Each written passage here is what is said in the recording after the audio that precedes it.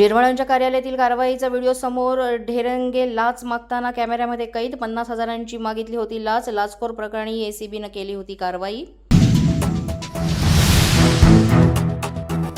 Black box नष्ट होणं अशक्य. रोहित पवारांनंतर जय पवार यांच्याकडून संशय व्यक्त. विमानांवर तात्काळ बंदी घाला. विमान देखभालीची निष्पक्ष चौकशी करा. ज्येष्ठ नेते विखे पाटील यांनी केलेलं वक्तव्य अत्यंत बेजबाबदार. विखे पाटील चौकशीला वेगळं वळण देत तर नाहीत ना? किमान या विषयाला वेगळे फाटे तरी फोडू नयेत. रोहित पवारांची ट्विटद्वारे विखे पाटलांना विनंती.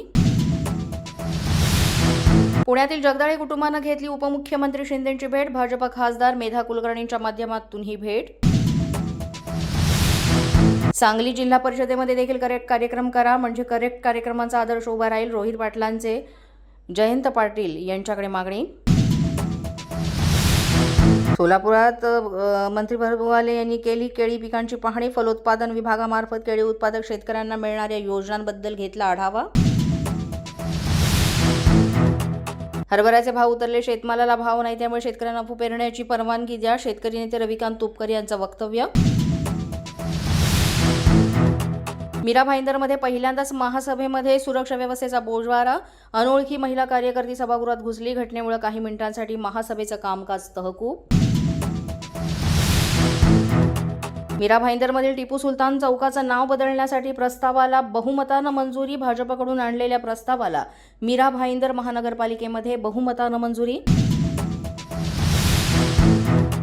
दादांचे एआय व्हिडिओ पोस्ट करणाऱ्यांना राष्ट्रवादीचा इशारा. एआयचा वापर करून बनवलेले अजितदादांचे व्हिडिओ. राष्ट्रवादीच्या अजितदादांच्या व्हिडिओंवर आक्षेप. पोलीस बंधा न्यूजच्या बातमीपत्रात आज इतकंच. तुम्हाला आमचं बातमीपत्र कसं वाटतंय याबाबत अवश्य अभिप्राय कळवा.